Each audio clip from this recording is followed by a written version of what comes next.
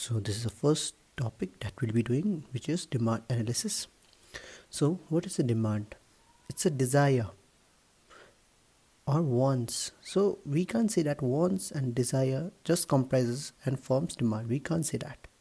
It is an addition of desire and purchasing power during a certain time period. Then we say that as a effective demand. Let's say in the absence of purchasing power or time period, only desire is there. We don't say that as demand or effective demand.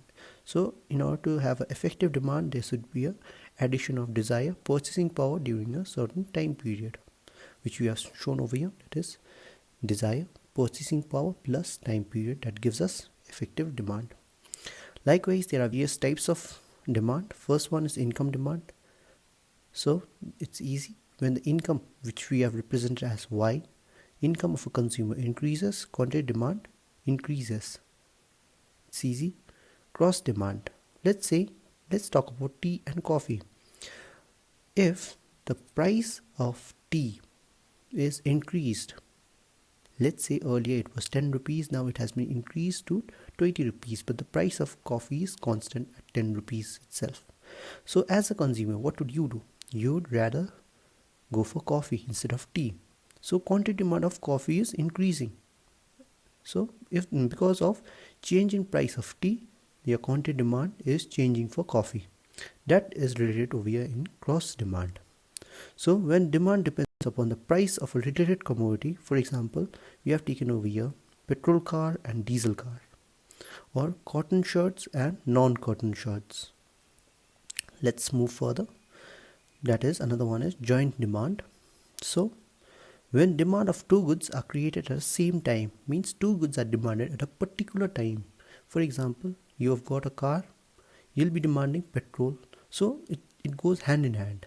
That is called joint demand. Another type of demand is composite demand. When demand of good is done for various uses, for example electricity, which we use for charging your phone, to lighting up the bulb, all those kinds of things are done by electricity. So it has multiple uses or alternative uses. That is called composite demand. Another one is direct demand. When demand of good is done for direct consumption, for example, so you are demanding a particular commodity for your own consumption, for your self consumption, and not for further production. That is called direct demand. For example, Maggie, you use it for direct consumption, you don't use it for further consumption. And any other example, like for, let's say we can take the example of biscuits.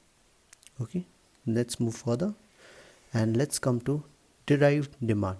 So when the goods demanded is derived from the demand of another commodity. Over here you need to know the concept of derived demand. Now what is derived demand? Let's say in a certain time period, the houses demand is increasing, the flats or houses or building demands increasing. So with that respect, what are the other things, what are the other aspects which is used in that building? We know that it's cement, sands. Yeah. So because of the increase in demand of buildings, what is happening? Demand of sand is increasing, the demand of bricks is increasing, the demand of cement is increasing. So that is called derived demand, where the goods demanded is derived for the demand of another commodity. Over here we have taken the example of wood. Another one is ex ante or notional. So when desire or wants for goods and services are not backed by the purchasing power, means you want a product but you don't have money to buy it, you don't have purchasing power to buy it. That is called ex ante demand. It is easy. So ex ante and ex post is basically used in macroeconomics.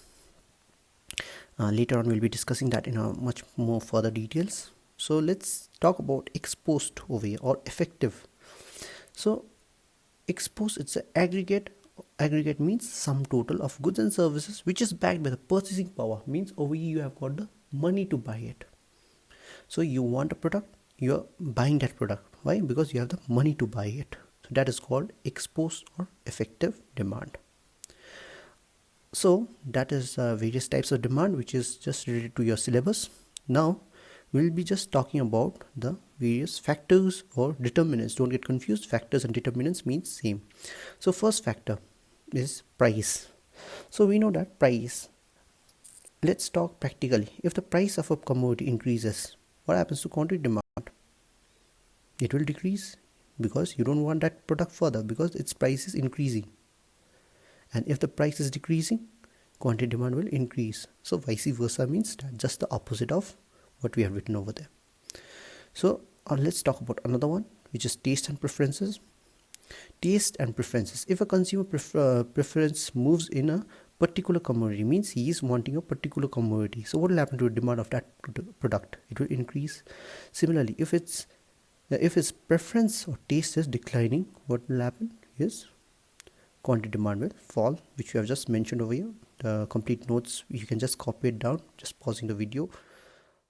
So another one is income of a consumer. Now this income has to be broadly categorized into 3 different types. So before categorizing it, let's talk about income of a consumer. So if a consumer income is increasing, means he has more purchasing power, means he can buy much more product. So over here, income increases, quantity demand increases. So you can just write, so we have mentioned over here income as Y and quantity demand as QD.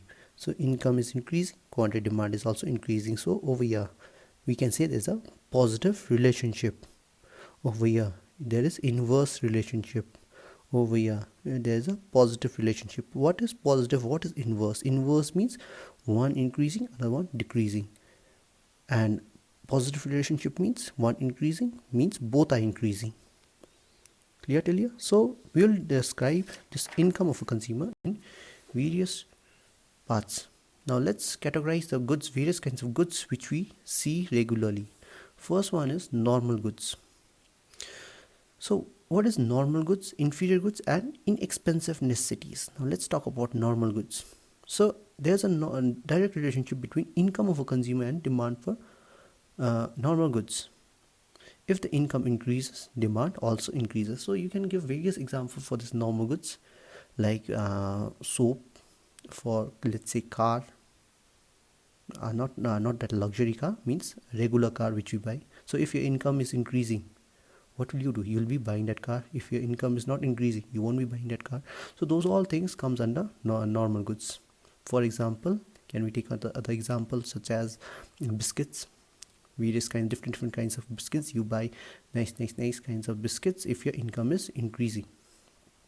Yes, so those all things comes under normal goods.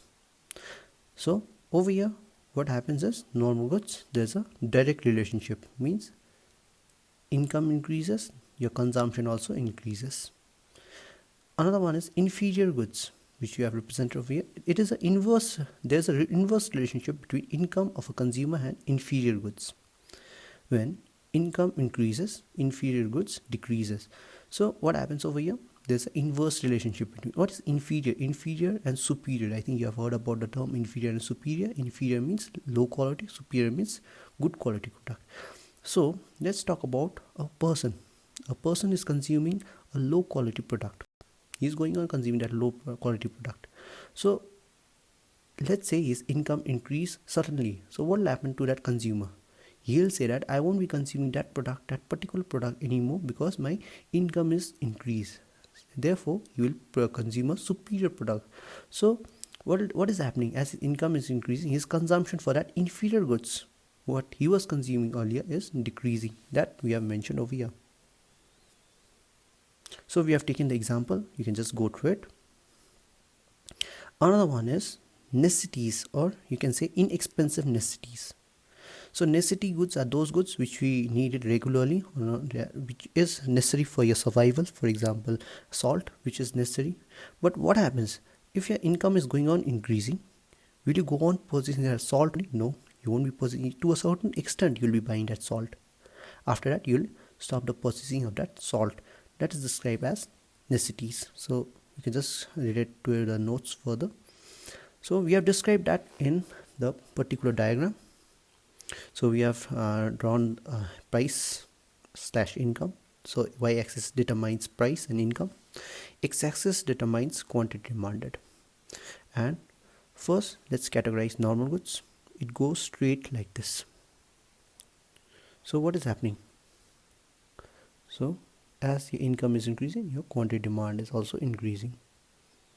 You can see that. So you can draw either separately or you can draw it together. I have drawn it together. You can just draw it separately also. So what is happening to inferior goods? The consumer is going on consuming that particular product. His income is increasing. He's going on consuming that particular product till here. After that, what is happening? He declines his product. He won't be consuming the same product. So his quantity demand is decreasing from here as his income is increasing. Another one is inexpensive necessities. So what happens? This goes like this. He goes on continuing buying the product. As his income increasing, he also goes on purchasing that.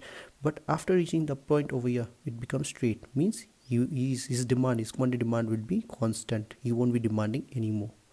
So these are the terms which is necessary for you to know.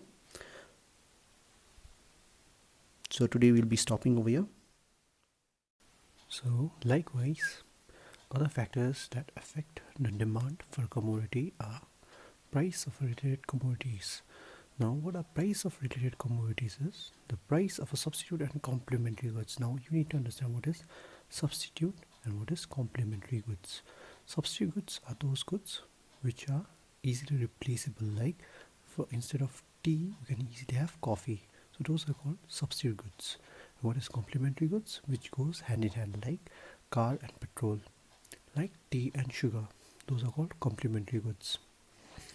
So these type of goods also affect the demand. For example, tea and coffee, we have given the example over there. So you can just follow the example over there. You can just go through it. Another one which we have seen over here is price expectation. So if a consumer expects the price of commodity to go high, so the price is expected to go up. So what will happen to the demand for the commodity at that time? The price is low, the demand will be increased. So you need to learn any of the 4 factors. So it will be comprising for 6 marks, and you need to learn any of the 4 factors affecting the demand. So another topic is individual and market demand with schedule. Now schedule, I am not drawing it because I think you all know it how to draw the schedule. Plus in your book, mostly we use the Frank book. So over there you'll be seeing the schedule and you can just practice through it. So now let's talk about individual demand. A person's demand, one individual's demand. So individual demand curve refers to the graphical representation of individual statement showing various quantity of a commodity that a consumer, I'm just talking about a single consumer, is willing to buy. So that is individual demand curve. So what is it? It's a graphical representation which shows the quantities which a single consumer is willing to buy. Another one is market demand curve. Now when 2 or more individuals, let's say 2, 3 individuals are there, so when you combine those individuals, we'll be getting market demand. So market demand curve refers to the graphical representation of market statement showing various quantity of commodity that all the consumers. So over there in individual you just saw one consumer, and in market demand you are seeing all the consumer, means there are many individuals. Those individuals comprises of market demand. So it is the sum of individual demand curve. So we have drawn over here x-axis, y-axis. So with x-axis, y-axis, you'll see a origin DD, that's a demand curve, and this is represented as a individual demand curve. This individual demand curve. So don't forget to mention the arrows, especially over here in the axis. In the origin, you have to write 0 or O, x and y axis. So you need to label it properly because the labeling also has got some marks. So now let's move towards market demand. So various individual curve, you are seeing individual curve 1, the same individual curve over here. Just piece it over here, individual demand curve 1, individual demand curve 2, individual demand curve 3. So addition of this will give me a market demand. So I have just represented over here IDC1, IDC2, IDC3 gave me market demand, that is over here. So now the next topic is law of demand. Now what is law of demand? We have talked about demand and its components. Now over here in case of law of demand, we focus on demand which relate to its price only. So other things remaining constant means other factors. What are the other factors which we just discussed? It was like price of related commodities, the income of a consumer, taste and preferences, population. So these were the various factors that affected the demand. So those factors remaining constant means they all are same. When price of a commodity increases, only increases, so price is increasing, so what will happen to quantity demand? It is decreasing, and vice versa. Vice versa means just the opposite. So you can see inverse nature in the law of demand. So what are the other things I mentioned over here? Income, population, taste and preferences, etc. So these all things are kept constant, only getting price. So with respect to price, how much quantity demand changes. So you need to mention some assumption. So what are the assumption? What did we just assume it? We assume that other factors like income being constant, population remaining constant, taste and preferences remaining constant. So you have to write any of the two assumption while you're writing your answers. So now let's come to demand schedule. So I have taken my own price, I have reduced the price, I have increased the quantity demanded. So 10, 8, 6, 4, 2, 20, 30, 40, 50 and 60. So you can make your own schedule. In your schedule you can just take increase in price or decrease in demand, or you can take increase and decrease in price, increase in demand. So plotting that, I have plotted it over here. You can just see it. So we saw the law of demand phenomena, where the law demand curve slopes downwards. So what is the reason for demand curve sloping downward? The first reason is law of diminishing marginal utility. So what does the utility mean? Satisfaction. Yes. So as you go on consuming a particular product, what happens to your satisfaction? It goes on declining. Yes. So accordingly, each unit, whatever the consumer is willing to, he is not willing to pay that price for that product. So automatically that product price will decline. So if the product price is declining, quantity demand, you might just demand it more. So the demand curve might slope downward again, because price declining, your quantity demand is increasing. So again a downward movement in demand curve. Another reason is income effect. So when a demand changes due to change in real income resulting from change in price of a good is known as income effect. So what is happening? As the income is increasing, you are able to pay more of the price you are able to afford. So at the same time, let's suppose the price of that product is also decreasing. So what will happen to your demand? It will increase. Yes. So we have just written it down. Another one is substitution effect. Substitution means tea and coffee again. So this effect deals with substitute goods. So if there's a change in price of tea. Let's say the price of tea is decreased. So what will happen to the consumer? The consumer will prefer more of tea rather than more of coffee. So in that way, if the price is decreasing, the quantity demand is increasing. That's a phenomena of substitution effect. Another one is increase in number of consumer. Now let's suppose consumer is demanding there are more of consumer. So let's suppose the price of a commodity is decreased. So what will happen? It will attract new buyers, because even the weaker section is now able to afford that particular commodity. So we have done reasons. Now let's come to exception. Now what is exception? Exception means when will demand curve move, let's say like this, upward. This is the exception. We know the demand curve actually moved downward like this. But when will demand curve move upward? That's the exception. So first exception is given goods. So these are mostly inferior goods. Now what happens over here is, as a consumer, if the inferior goods price is decreasing, what will you do? You don't want that product anymore. You will rather go for superior product. Again I'm saying, if the inferior goods, let's say we have taken the example of over here, example of how we see the price change in price of maize and jowar.